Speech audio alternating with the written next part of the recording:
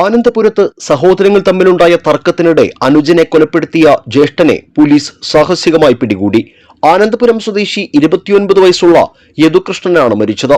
സംഭവത്തിന് ശേഷം ജ്യേഷ്ഠൻ വിഷ്ണു രക്ഷപ്പെടുകയായിരുന്നു. ആനന്ദപുരത്ത് നിന്ന് ഇയാളെ പോലീസ് പിടികൂടുന്ന ദൃശ്യങ്ങൾ NCTVക്ക് ലഭിച്ചു. ചാലക്കുടി ഡിവൈഎസ്പി കെ സുമേഷിന്റെയും പുതുക്കാട് SHO സജീഷ് കുമാറിന്റെയും നേതൃത്വത്തിലാണ് പ്രതിയെ പിടികൂടിയത്. പോലീസ് സ്റ്റേഷനിലേക്ക് എത്തിക്കുന്നതിനിടെ ദേഹാസ്വാസ്ഥ്യമുണ്ടായ വിഷ്ണുവിനെ പുതുക്കാട് താലൂക്ക് ആശുപത്രിയിൽ പ്രവേശിപ്പിച്ചു. ബുധനാഴ്ച രാത്രി ആനന്ദപുരം കള്ളുഷാപ്പിലാണ് സംഭവം നടന്നത്. ഇവരുടെ വീട്ടിൽ വെച്ച് അന്നേ ദിവസം രണ്ടാനച്ഛനുമായി വിഷ്ണു തർക്കം നടന്നിരുന്നു. കുറച്ചു ദിവസങ്ങൾക്ക് മുൻപ് ജ്യേഷ്ഠനും അനുജനും തമ്മിലും തർക്കം നടന്നിരുന്നു.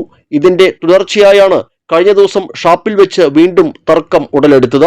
ഷാപ്പിൽ നിന്നും കള്ളുകുപ്പിയും പട്ടികയും എടുത്താണ് ജ്യേഷ്ഠൻ വിഷ്ണു അനുജൻ യദുകൃഷ്ണന്റെ തലയിലും ദേഹത്തും മർദ്ദിച്ചതെന്ന് ദൃക്സാക്ഷികൾ പറയുന്നു. ഗുരുതര പരിക്കേറ്റ യദുകൃഷ്ണനെ പിന്നീട് ആംബുലൻസിൽ തൃശൂർ മെഡിക്കൽ കോളേജ് ആശുപത്രിയിൽ എത്തിച്ചെങ്കിലും രാത്രി 11 മണിയോടെ മരണപ്പെടുകയായിരുന്നു. വിവരമറിഞ്ഞ് പുതുക്കാട് പോലീസ് സ്ഥലത്തെത്തുന്നതിന് മുൻപേ വിഷ്ണു സംഭവസ്ഥലത്തു നിന്നും രക്ഷപ്പെടുകയായിരുന്നു.